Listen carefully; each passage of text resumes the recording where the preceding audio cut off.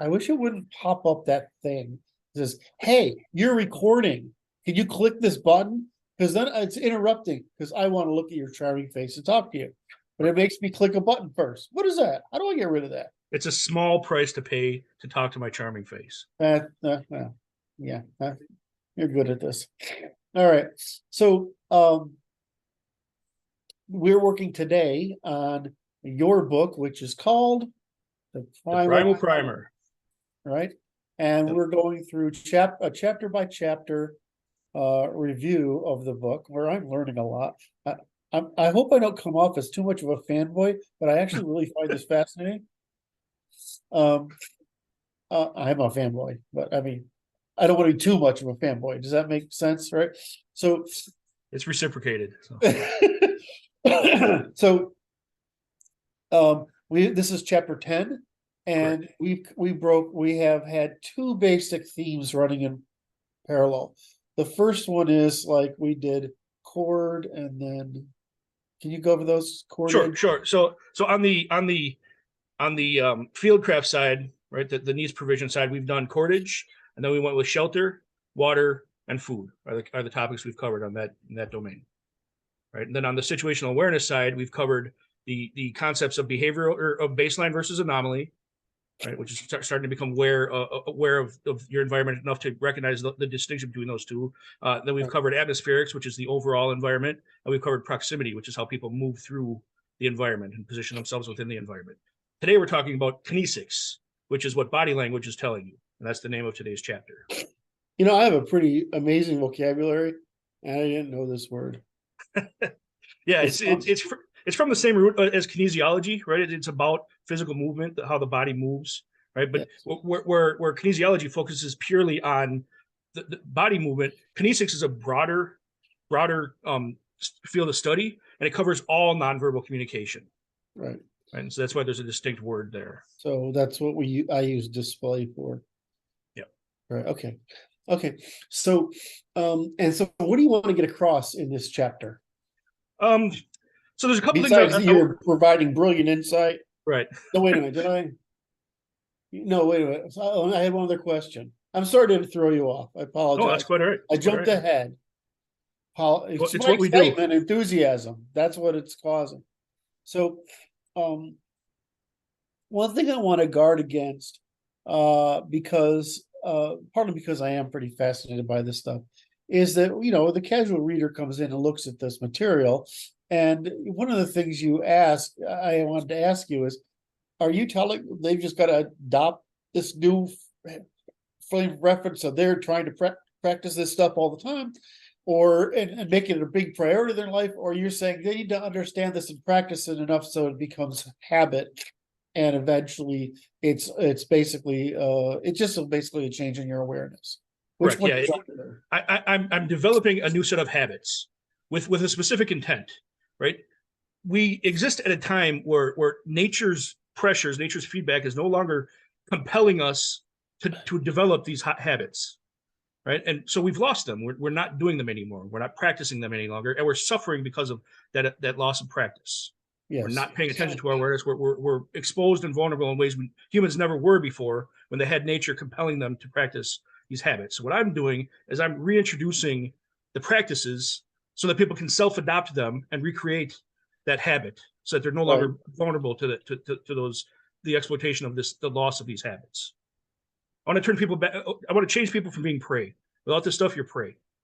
Right. So you don't necessarily want to make them into people who are, one step away from, what's that prepper character in the movie where there's like things that live underground and chase. Oh, it's hysterical. Tremors, graboids, and they're like sand sharks that live under the sand, and they're aliens, and they come up and eat you. Yeah, I can't remember the name of it. There's a bunch of them. There's a guy in there who's the pretty, he's got all the guns and all the whatever. Yeah. I mean, you're not telling people they have to act that way, right? No, and actually, I make a distinction. I really appreciate and value the prepper community. I appreciate the mindset, but mine's a little bit different. I don't even call what I train people in here prepping. What I call this is human competence, right? This isn't preparation. This is like the stuff that I present in the book is the minimum set of required competencies to be a fully realized human being. Just like and the same would be true of any other organization, any Yeah, other when complex you say organism. fully realized human being, which that sounds soft, but there's actually meaning behind what you're saying. And I try to do this every interview, is so that Right. we stay on the message, is that you and I have grew up in an era where we developed these competencies and took them for granted. Right. And because we have these competencies, like I'm not afraid of running out of water, right? Right. I'm not afraid of having to feed myself. I'm not afraid of shelter or how to, anything else, right? It doesn't stress me out. I mean, what stresses me out is the bigger stuff, right? Right. Yeah. That's going to cause us to get there to have to do that. But what you're saying is it provides you with mindfulness because you're no longer a victim. You're no longer you understand the world. You can survive in it. Is Well, that about right? absolutely, and your emotional response to those changes in states becomes more accurate. It becomes more proportional to those changes in states. Yes. Right? When you don't have this foundation of competence, the small minor what we would consider minor changes in state of the environment around us will set you off into almost a panic. It'll keep you in a state of perpetual anxiety, Like as it people should. got toilet paper, which was Right? really Yeah, you shouldn't crap yourself when the stores run out of toilet paper. That should not be a human response to that situation. That's the state we're in now because we're so far away from this foundational set of competencies.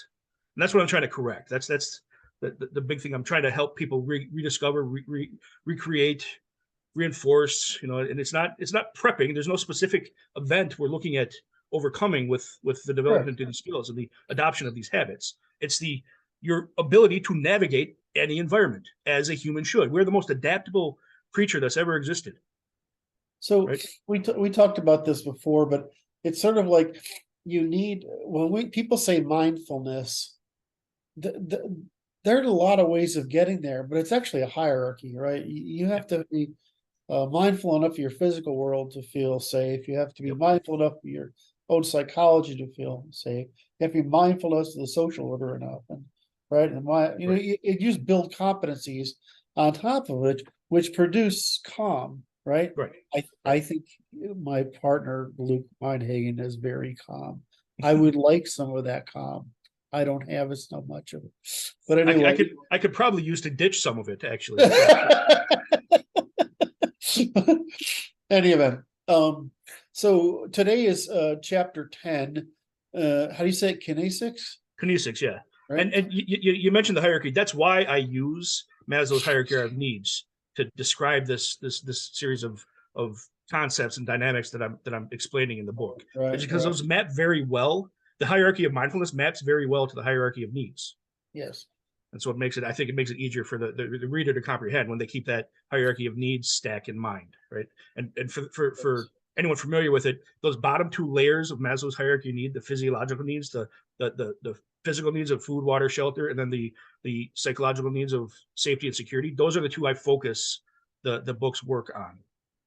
And a lot of my training outside of the book is what I focus on, is the bottom two layers of Maslow's hierarchy of needs. So yeah, Kinesics, chapter 10. So what do you want? Halfway point. What do you want to get them? We're halfway. We're over the halfway point. Wow, I didn't know There's that. 16 chapters. We're in chapter 10 now. So I'll be darned. What are we gonna do after this? And something to talk about. You gotta write another book now. Yeah, I have to. So just to be funny. So tell the audience, what do you want to get across in this chapter? So there's a couple things. First of all, kinesics is the study of all nonverbal communication, right? And so that's important in a lot of different ways. It's important for all of our interactions with people. It's important for all of our interactions with our environments, all these forms of nonverbal communication. So is this like when I try to seduce a woman, I walk up and I do this? There's a lot of nonverbal communication that goes on in the process of seduction. In fact, you could say most of the communication that happens in the process of seduction is nonverbal. And depending on what studies you read, anywhere from 60 to 70% of all human communication is nonverbal. Yes. Right. And the crazy part is that's not part of any of our formal education. We spend no time in formal education teaching and learning nonverbal communication. We're just expected to pick it up correctly as we go. Yeah. Right. There's this whole set of grammar that we never even discuss in a formal education process. Boy, as And an Aspie, I would have loved that as a kid because wouldn't it? it And was how, freaking brutal. yeah, well, there's two sides to that, right? That means we're not reading other people's nonverbal communication effectively, and we're not expressing nonverbal communication effectively Right, because we have right. no idea what the commonalities there, what the pieces that go together are, what are the signals even that they convey, right? So we don't learn either side of it. So it's, to me, it's more surprising to me that we're ever effectively communicating than it is that we can't effectively communicate, because we spend so little time on the bulk of communication, which is all these nonverbal signals, right? So that's part of what I'm trying to get across today, what I'm trying to focus on today. The other side is that all of this situational awareness stuff, all this behavioral analysis stuff that I'm teaching and that I'm presenting in the book and in my classes outside of the book, this Yeah. is self-defense. This is not just a show we do at parties to show people we can pick up on what their intent is or what their emotions are. This is Yeah, part of but it's not like self-defense. I mean, it can be self-defense in the threat department, but it's more of self-defense that I see it as in the consciousness department. Yeah, Right. and I would suggest it's both. This is a form of self-defense that's accessible to the kid when they're threatened with the kidnapper. This You is a got form it. of self-defense that's accessible to the woman when she's confronted with a larger, stronger, violent attacker. This is the kind of self-defense that Stephen Okay. Hawking could use, Okay. right? This is the self-defense that's accessible to everybody, because the best place to be when the punch is thrown is not where the punch is. The best place to be when the shot is fired is not where the shot is. The best place to be when the person's pushing people in front of the subway car is not where the push occurs. Okay. So Right? you've already covered that same idea, like we talked about walking into the room. Which one is that one? That's the environmental one. Yeah, that's environment. I lost Atmosphere. the word. Atmospherics. That's right. Yeah, Atmosphere. Right. So that one made a lot of sense to me. yeah, yeah. Now, so you're just getting more granular. Yep. We're getting down closer and closer And to what was the reading. one before atmosphere? So it's behavioral. It's baselines, anomalies, atmospherics, and then it's proxemics. Okay, it was baseline. Yeah, All and right. all of these terms like proxemics and kinesics, these are coming out of actual fields of study. They're not just words I'm making up here. Let me You mean you're not trying to sound pseudoscience-y? Like you actually pretending knowledge you don't have? You actually know well, what you're talking about? yeah, I actually know what I'm talking about. Surprise, surprise. That's a fresh thing. You know, that's pretty unique these days. So the term kinesics, it was coined by an anthropologist named Ray Birdwhistle in the 1950s.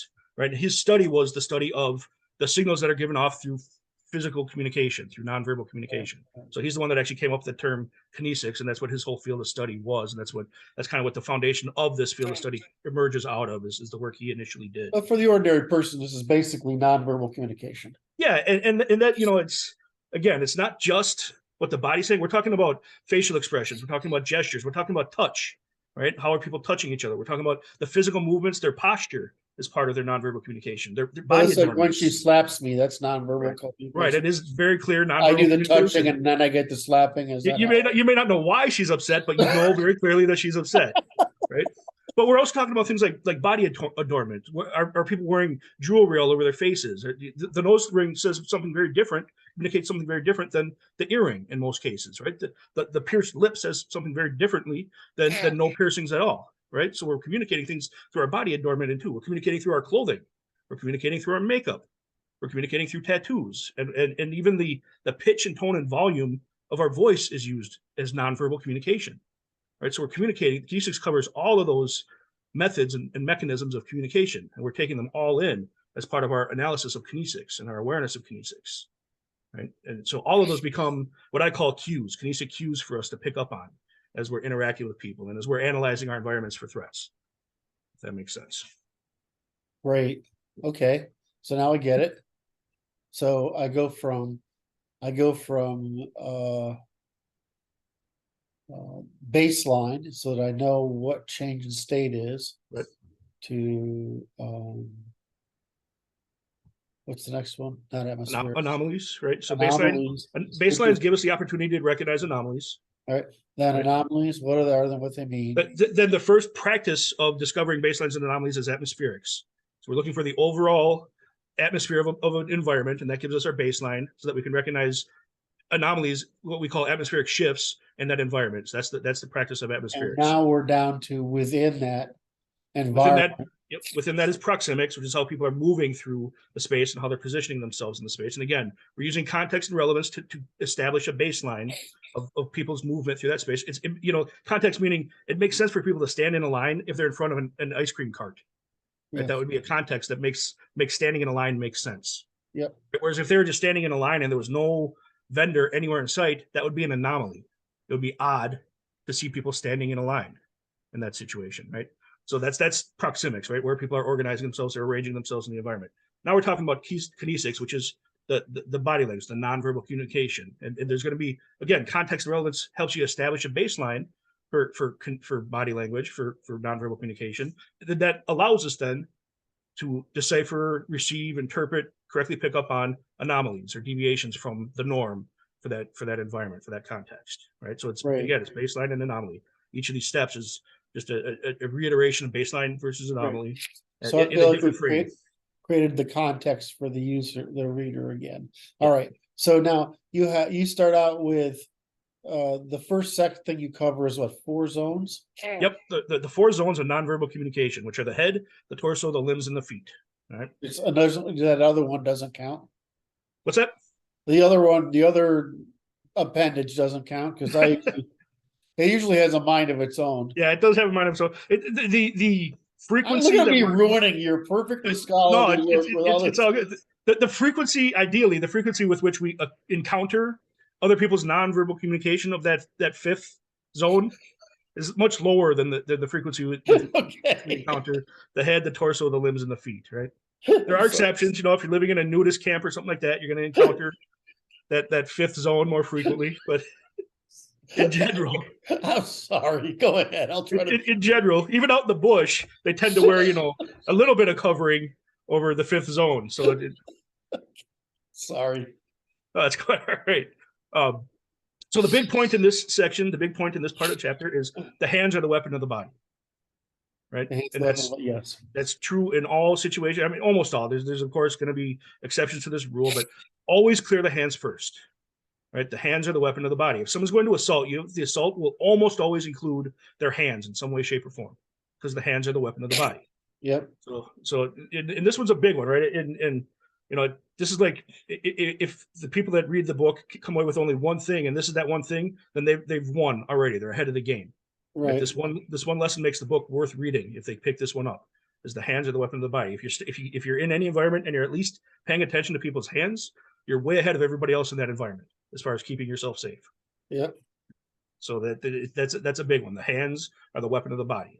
So that said, of the 4 zones, our limbs are the ones I focus on in the material because our limbs are used to gesture. They're the primary mechanism, one of the primary mechanisms of nonverbal communication that we're consciously exhibiting, right? So the arms communicate ease, distress, fear, anger. Every emotion effectively has a gesture expression that's communicated through gesture, right? So if we can learn the language, the grammar of those gestures, we can actually pick up on people's emotions, regardless of what they're saying to us. Yes. Regardless of the words they're using, right? It's one of the downsides of so much interaction these days being online versus in person, as we're getting a lot less access to these nonverbal cues, this nonverbal communication, these kinesic cues when we're interacting with people. It's better with Zoom than it is with non-video communication, right? But it's a net loss for this stuff. So the limbs are important, but the way we move the rest of our body communicates intent as well. Like if you're interacting with somebody and their feet are pointed towards the door, they're probably anxious to get away from that interaction. Same thing if their torso is angled away from you or angled towards the door, right? They're probably, this is just, there could be very valid reasons for them, but in general, this looks like a cue to me that says they're anxious to get away from that interaction or out of that space, or there's something making them uncomfortable that their brain is telling them to escape from. And so they're adjusting their body. So what about the opposite, when the body language of like someone paying you too much attention? Yeah, and that I don't like because I have like a radar for that. Is like and we covered some of that in proxemics too, right? If people are violating that proxemic distance to you, that's definitely a red flag. And the same thing's true with kinesics. If they're touching you inappropriately, right? And sometimes any touch is inappropriate, right? But that would be a kinesic cue that we would call a kinesic slip. It's a violation of baseline. And so it needs to be registered as an anomaly. So things like that are absolutely the case here. And the flip side of that, though, is if they're very open in their body language to you, and if they're facing you squarely, they're maintaining, a vulnerable stance with you, right? Their arms aren't crossed in front of themselves, things like that. Then they're not at all anxious to get away from that engagement. They're interested in that engagement. They're committed to that interaction, right? So that those are all the kind of things that we can pick up on using the zones of nonverbal communication. And I go over more of those in this section of the chapter of the book. The next section is called cluster of cues, right? And this is a subsection of the one that we're in. And so clusters of kinesic cues, they come in a couple of broad categories. We have behavioral clusters, which is what the body's doing. So a lot of it's more unconscious, and then the focus clusters, which are what we're paying attention to and responding to, right? So the goal of this section is I'm trying to get the reader to revisit some experiences they've already had or they're already familiar with, and thinking about the signals they likely have been receiving in those situations, but that they just weren't paying attention to, right? Because we've all had interactions, so we all actually have kinesic experience, right? So let's start drawing on some of that and thinking, okay, what did it look like? What did it feel like? What was I doing? What were they doing, right? So it's just communication that's been there, but we've just not been paying much attention to it. So I spent some time specifically in this section talking about pacifying behaviors. This is one that emerges when people are under duress, when people are under stress. And because my focus is on the safety and security stuff, this is one that we see a lot when someone's intent is to create harm. That's a stress that they're under. And so they're going to often exhibit pacifying behaviors before they commit to, before they take the action of whatever harm they're causing, right? And pacifying behaviors are truly just that. They're things that we do to pacify ourselves, to reduce stress. So like rubbing the back of your neck, inhaling, really deeply, closing your eyes and looking away from things, right? And again, alone, none of these things are necessarily significant. But as we start to see clusters of these things emerge, then they start to tell us that this person's engaged in some pacifying behavior. The rubbing the arms, things like that, all those kind of things, a lot of fidgeting, all that kind of stuff is just pacifying behavior. We start to see multiples of them, and they don't match the context. Rubbing your arm is fine if it's cold out. That's not necessarily okay, I'm missing something. Sure. What can you the self-pacifying behaviors, I understand. Yeah. What I'm worried about are the aggressive behaviors. Are you going to cover that here, or is that under another thing? Yeah, we'll get into it as we go down. Yeah. Okay. Because I'm on the spectrum. I'm not it's not that much, right? I mean, right. I make a lot of deal of it because it explains away some of my oddity, right? But when I was a kid, I really couldn't read faces very well, but body language always made a lot of sense to me. Right. And so what mostly I was worried about was what I saw was what I considered nervousness. Yeah. And so how does when I say nervousness, I see two kinds. It's like defensive, like I want to get away, which I think you've covered here. But the other one is offensive, and sometimes it's the body language is too rigid. Yeah, right. It's it's trying to make sure its weight and stance are in a place where it can fight. Yep. Right. So is that a cluster of cues, or is that and we would be looking for those two. When somebody's getting themselves into an aggressive state, their body expression is going to be trying to make themselves look bigger, right? We see that all over the animal world. It's true in humans too. They're going to be trying to take more space. Their stance is going to widen a little bit. Their shoulders are going to try to broaden, right? Their hand gestures are going to come outward rather than inward. Whereas the person that's trying to avoid danger, they're defensive, right? They're more of a they're trying to shrink in. They're trying to not be seen. They're trying to make themselves smaller, right? So they're going to be doing the opposite types of things, right? They're going to be giving away submissive expressions rather than dominance expressions, and those are the big shifts in there. When I see pictures of me working in a coffee shop, which is a restaurant, right? When I'm working, my body says, "Leave me the fuck alone." Right. When I'm talking to people, yeah, it's like this. And I'm animated, and I was like, but the thing that you notice with people who are comfortable as they lean into something when they're uncomfortable. But I mean, it seems like it to me that like some people are really good at that stuff. Yeah. Yeah. Well, a lot of the stuff it comes naturally to everybody, but our sensitivity to it is different, right? We all have different sensitivities to it, and we're all different. We all have different talent levels to do it, but that none of that negates our ability to develop the skill of it. And that's what I'm hoping to convey with people with this part of the material is we can all develop the skill of it, And regardless in of your book, you go into more detail, right? yeah, absolutely. Yeah. Again, Right. our focus here is just discussion about the material, not the material itself, right? So, Okay, so what's the next issue? I, in this pacifying behavior, one of the examples I use because it's a fantastic example is if you watch the press conference video and trial footage of anyone, but in this case, Bill Clinton's press conferences during the Lewinsky thing, he gave off all kinds of kinesic slips. He was constantly doing kinesic slips throughout all of his interviews, all of the press conferences, everything. So he's a great one to watch for learning this stuff because I mean, something as simple as the head nodding while you're denying something. That means you're giving off the gesture of affirmation while your words are denying something. Something as simple as that, right? That's it's a congruence between between the body expression and the verbal expression. Anytime you're seeing that kind of conflict between the verbal and the nonverbal, you know that there's something underlying that conflict, right? And that should be something that registers as a potential anomaly, as a potential cue that becomes part of your cluster of cues. Right. Yes, so that's one of the big things we're looking for is things that don't fit the context, things that are opposite or incongruent with so it's more that's a great one. So it's more like, why is this, if I'm in a group, why is this individual acting out of character? Yes. Yeah, absolutely.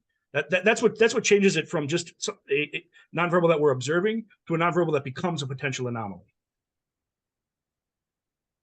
I always find that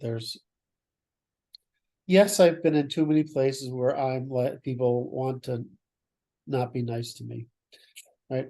And most of the time, it's too much attention on you with too much rigid a body. Yes. Right, and it's just like you're meant, so I usually attack.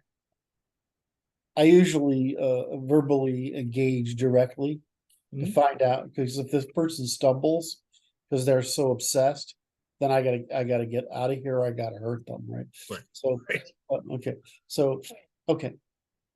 Most of the time you can diffuse it, but if you can't diffuse it, then especially me, I'm not that big a guy, right? Yeah.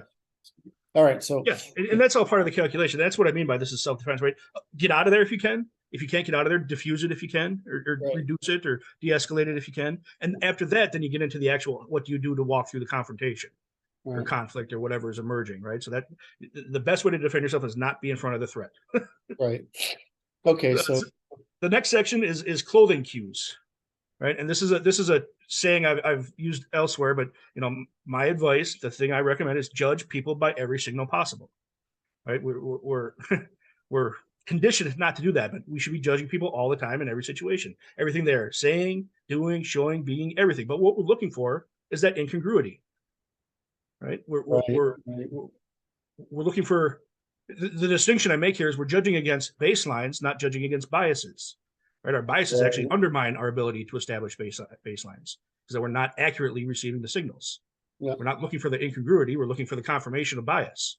Right. Well, what we want to be looking for is incongruity and the difference between people's behaviors or expressions or nonverbals or anything like that, and the other parts of their communication. So we should be constantly judging our environments all the time, right? So the people that are telling you to not judge, they're actually doing you a disservice. They're doing all of us a disservice. It's I remember being I'm talking too much, but I just find this interesting. I remember being a kid, and it's an autistic is a very observer oriented frame of mind. So I observe everything. And I remember going to this birthday party. I was young, very young, and the mother being upset that I didn't want to engage in so many of the games, and I had to explain to her, no, I'm having a lot of fun. Right. I'm really enjoying myself. And she didn't understand it.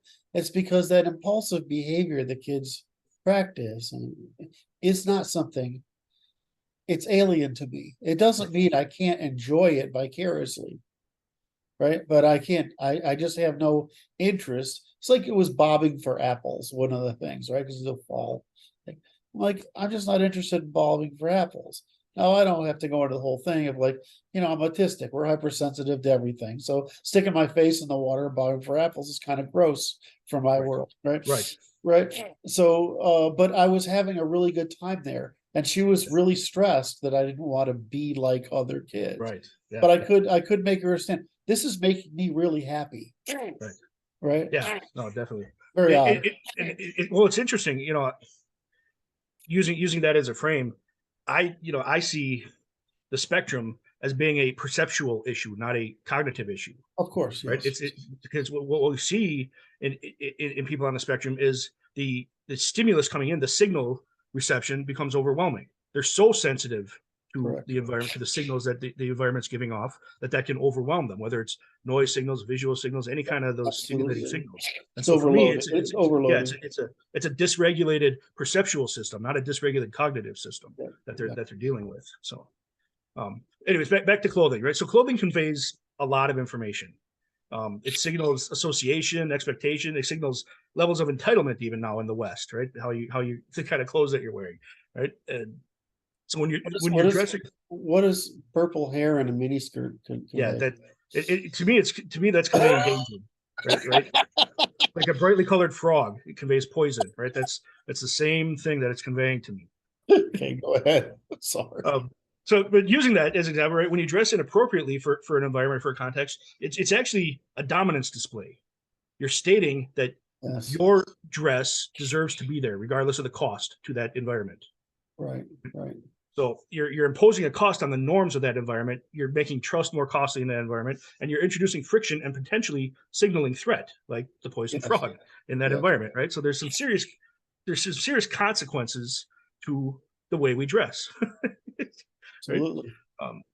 So one of the examples I use is these groups of teens. You see these groups of teens running around cities. They have a choice in how they dress. If you saw those teens running around wearing button-up shirts and ironed trousers, right, with belts around their waists, they would be signaling something very different from the groups of teens running around wearing hoodies and jeans belted around their thighs with their boxers showing. Right. So those just that dress. The only thing that changes, they can be doing the exact same things, but just the way they dress signals something very differently. Yes. Right. And we're responsible for that as the person that dressed ourselves. Yes. We're responsible for the signals that our dress is conveying. Right. Yes. And so, acting surprised that we judge one group of teens wearing the button-up shirts and the other group of teens wearing the hoodies differently is critiquing or criticizing that we assess those differently is a mistake. We ought to be assessing those two groups differently because they're communicating to us that they're differently expressed, that they're expressing different preferences and ideals and different aims, right? Different behaviors. So it's completely rational to associate anyone dressed in either way with the behavioral expectations of that dress. If you dress like a gangster, it's rational to assume you're going to behave like a gangster. Yes. If you're dressed clean cut, it's rational to assume you're going to be observing norms. Yep. And extend you the trust of someone that's observing norms. Right. So dress, plays a huge role in our nonverbal communication. Right. Leaving that signal of dress of the purple hair and the short skirts, leaving those signals out leaves a huge hole in our ability to analyze threats in our environment or analyze opportunities in our environment. Right. So there's this notion that we have to not incorporate how people present themselves and in judging those people is again, it's a mistake. And that's why I led with judge people by how they look, because it's a hugely important aspect. And you need to, because it's true. Exactly. And then I finished this section of the chapter with behavior and context. Okay, just like everywhere else, we discuss situational awareness and behavioral analysis. Context and relevance are key to the accurate interpretation of the cues, of the kinesic cues that we're observing in others. Right. So like the skulker, the person that's like withdrawn and in on themselves, and they got their hood up and they're hiding their faces up. The skulker in a safe place deserves attention. They're exhibiting behavior that's contrary to the context. The same way that the noisemaker in the library deserves attention. Right? That's an anomaly. That's a behavioral anomaly. That's a kinesic slip that's giving away something about their behavior that we should be paying attention to. And back to the dress stuff, the t-shirt and jeans, it might be an appropriate attire for an interview for a bar position in Seattle, right? That same just to present context, that in that same situation, a three-piece suit would be inappropriate to wear to that interview. Right. I mean, that's communicating something very different than what the context says is appropriate for that context, right? So the next section of the chapter is kinesic anomalies to be aware of, right? So the body spends much less time lying than our words do, right? Many of our body's motions are automatic. Yes. We do them without even thinking about them, right? So it makes it hard to hide intent from those that have learned to read that intent, right? At least for any length of time. One of the examples I use in the book is the new carry permit holder, right? Carrying a firearm for the first time, or when you start doing it, it's stressful. You have this lethal weapon attached to your hip or your wherever you happen to be carrying it, your purse, wherever it is, and so you're thinking about it. It's on your radar as a new carry holder, as a new carrier of that weapon. So you're thinking, is it showing? Is it still there? Do people know, or can people see that I have it, right? So what we tend to see in those situations is the new carrier is constantly checking, they're constantly padding where that firearm is, right? Yes. Which is incongruent in almost every environment that person's in, right? But it's a very normal reaction to starting carrying the firearm. It's actually one of my pet peeves. Right. If you're carrying and I'm carrying, I am not going to touch that fucking thing. Right. And you better not either. Yeah. Right. Because you got no reason, and it's worse when, let's say you're at an event and it's outside of a campground and people have beers and some asshole's touching his freaking weapon. It's like, what a fucking time, just don't. Right. If you shouldn't be touching that thing. Right. That's be nuts. But the same thing happens under duress in a lot of other ways, right? If somebody's got any kind of hidden weapon on them, they're going to be unconsciously padding where that weapon is. If they're carrying contraband, they're going to be unconsciously checking where the contraband is. These are the cues that even police and border patrol and stuff are looking for when people are coming through their domains, right? They're looking for this kind of padding, unconscious checking behavior, and this is just it's an anomaly that people under duress frequently give off. So it's just one example of things we use of Kinesic cues that I present in the book. I go over some other examples as well. One of the other things I cover in this section is one of the unintended consequences of developing the competence of situational awareness and behavioral analysis stuff is you start to give off different cues in your environments, different kinesic cues, right? Because you're paying attention to things other people are not.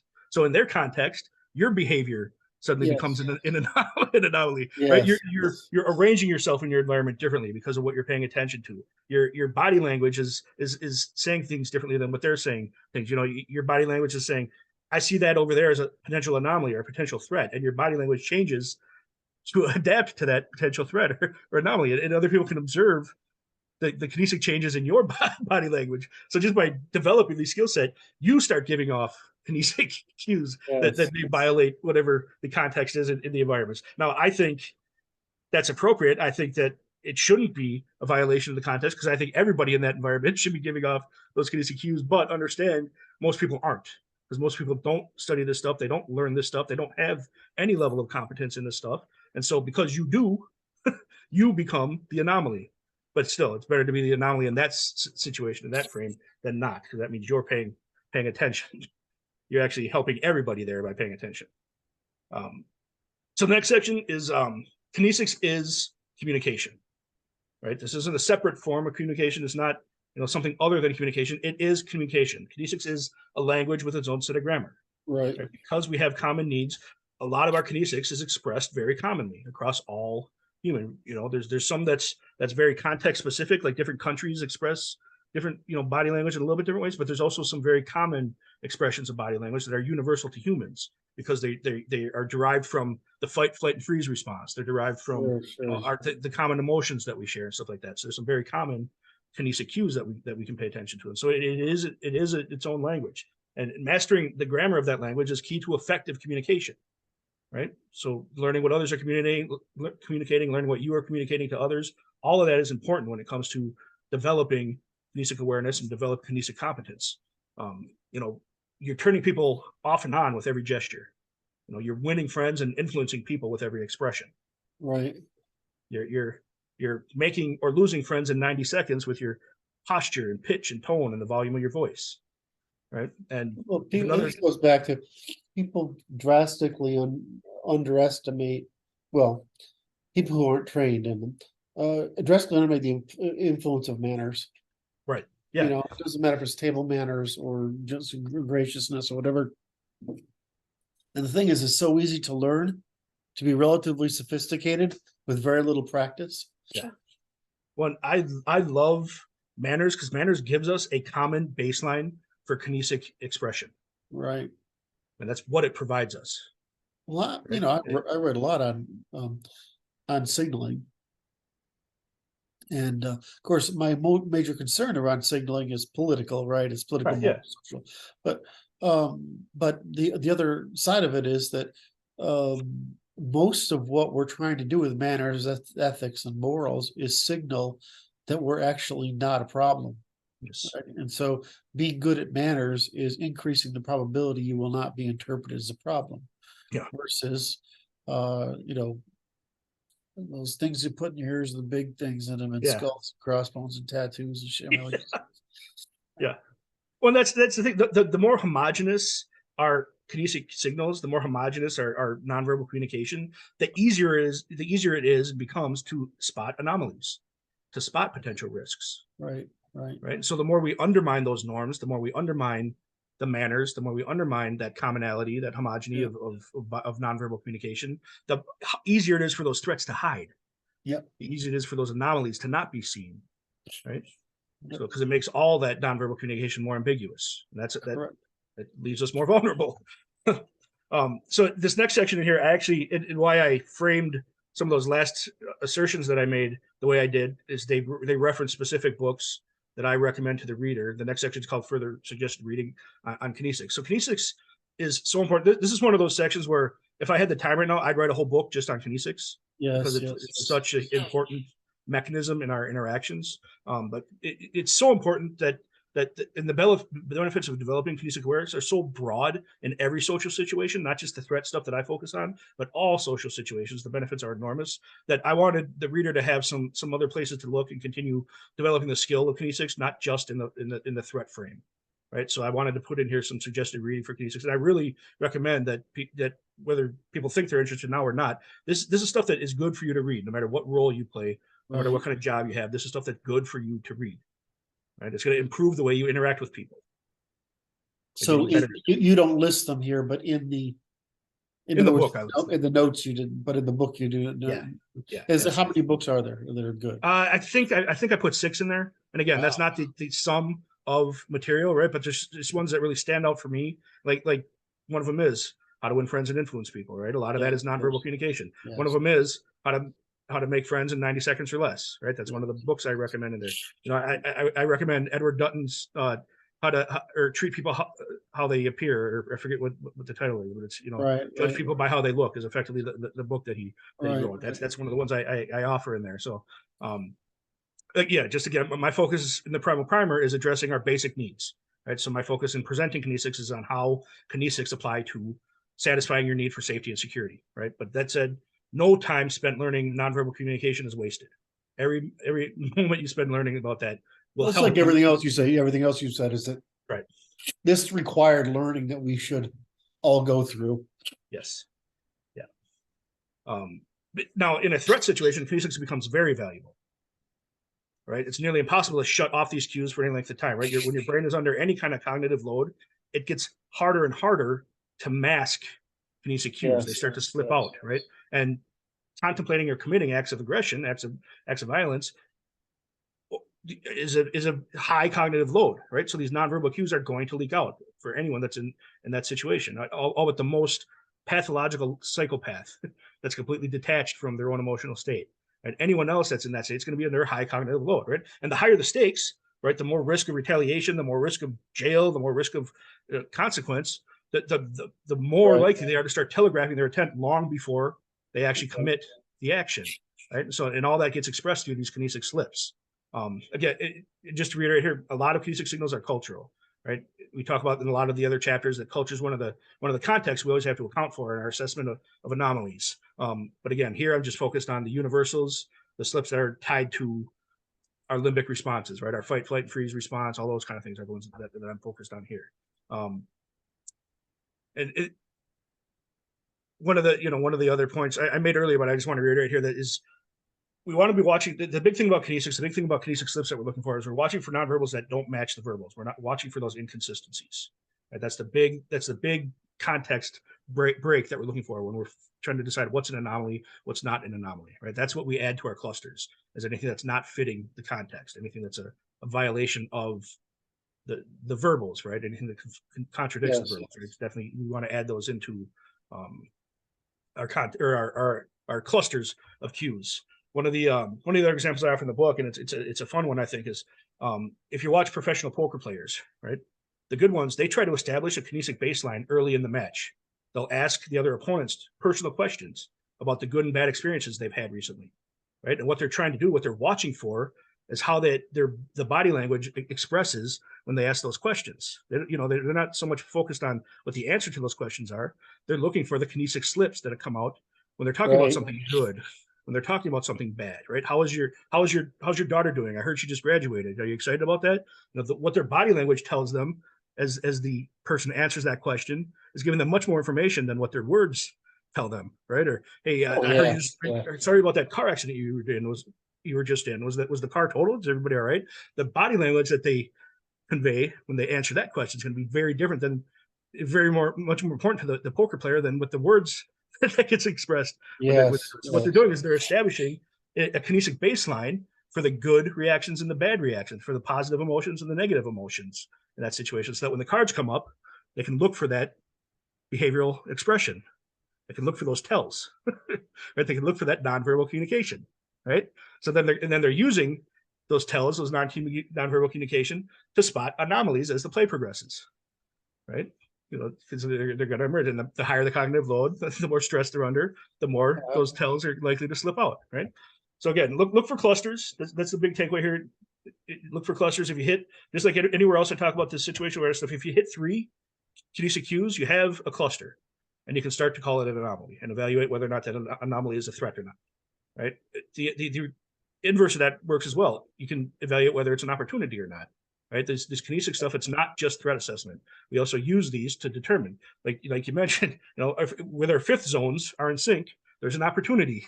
We can pick up on that body language, right? But only context will tell you that, right? And just like all the other situational awareness stuff, learning this stuff won't turn you into a human lie detector. It's not going to be a 100% of the time you get everything right all the time, right? But the practice of it, the development of the competence of it, you're going to start getting right more often than you're wrong. You're going to start interpreting these signals more often than you misinterpret these signals, right? And any time you spend developing the skills, you'll be better equipped to provide for your own safety and security as you move through environments. And that's my big push with this stuff as it relates to our needs, fulfilling our own needs, satisfying our own needs as an individual, right? And that's what the focus of the Primal Primer is. So that's why Kinesics is in there. So, make sense? Sorry, I while you're talking, I pulled up the list of Kinesics books that's recommended on Goodreads, and it's a huge list. Yeah. There's an enormous volume of material out there. It's a well-established field, but because it plays such a huge role in our interactions.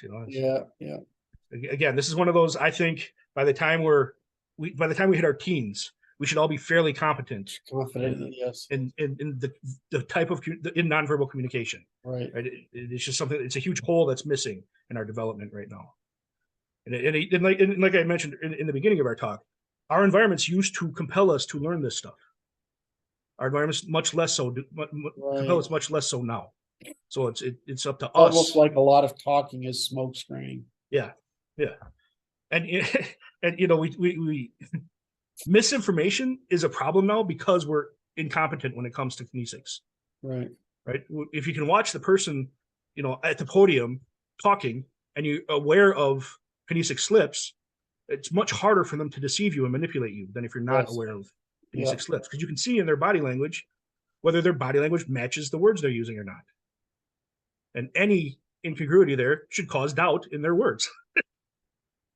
So I like I think one of my favorite concepts, or my favorite concept in this chapter is the concept of slips. yeah, That's me, and I like that because, at least for me, it would be when I'm watching somebody's body language, I have to because I can't read their faces as much. Which I know you guys laugh, but I say, "What does that face mean?" right. No, Right? Because I can't. I'm not really that good at faces, but I can read body language fine, and it tells me all sorts of stuff. Mostly that the person feels threatened, or relaxed, or nervous. They're bored. So I like the idea of slips because instead of like trying to like figure all the hard stuff out, you just look for what, wait a minute, this is anomaly. That right. slip isn't right. Yes. And I really like that idea. I think that's Yeah. really useful. Yeah. And the face, the face is an excellent communicator. It gives away a lot.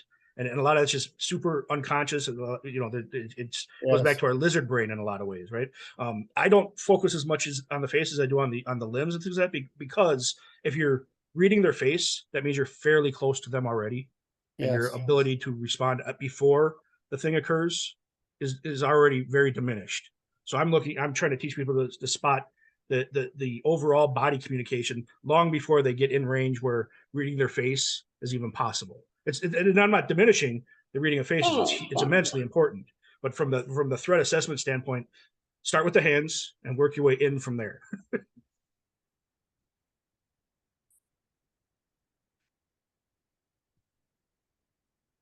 It's just, But yeah, I love this stuff. I love this Kinesics stuff. It makes interacting with people much more interesting when you have the full suite now I got to go buy a communication bunch of tools. books and read them. See what you did? Interesting. That's fascinating. Slips in particular. I'm trying to think of. Yeah, I think that I'd have to go back to your original statement about setting the baseline, and the need for this is that the world was a lot tougher on you in the past, like when we grew up. I know it was when I grew up in a farm community. It was fighting all the time, right? And so you just learn to these things, and I wonder how it's like it's like this infantilization isn't quite the word, is we're just making people incompetent, Yes. and it's Yeah. just sad. Yeah. We're denying them all of the feedback from nature they used to get and not replacing it with anything. So now we covered everything you wanted to cover in this chapter? Yeah, we covered everything I wanted to cover in our discussion of this chapter, right? I go into more detail in some of these topics in the chapter itself. And again, my focus in the book is on the threat assessment side of this. Right. I don't want people to walk away from any of this thinking that is the entire utility of No. kinesic competence, right? It really will improve all of your interactions with people if you develop the skill of this thing. So Is this sort of like spend a little less time in your head and a little more time observing the world around you, part of it? yes, yeah. Right. I mean, And the funny part is that the more you practice this, the better you get at it, the less conscious effort it takes, and you just start picking up on these things. right, And it right. takes almost no effort eventually, right? You're just reading the room differently. Right? It's like being fluent in a new language. You don't have to try to interpret that language. You just speak and you just hear in that language. And that's all we're trying to achieve with nonverbal communication. Sometimes I tell the story a lot. We're almost up out of our time here, so I'm trying to be judicious. No, I don't have time.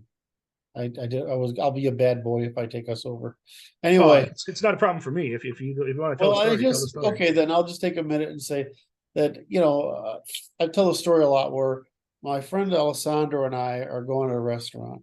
Mm. And we have this habit of taking our freaking assistants, our secretaries, whatever we want to call them, everywhere. Now, we've got these two girls who are both like 25, right? Right. And they're girls, right? They're like, they're not, and they've got college educations, but it's probably something like psychology, right?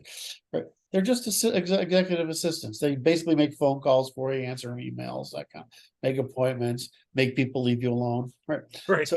So we're sitting there, and I'm watching these two girls.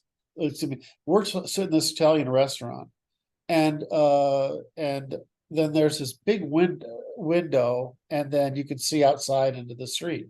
The two girls are sitting there with their cigarettes like this. The amount of body language that's going on.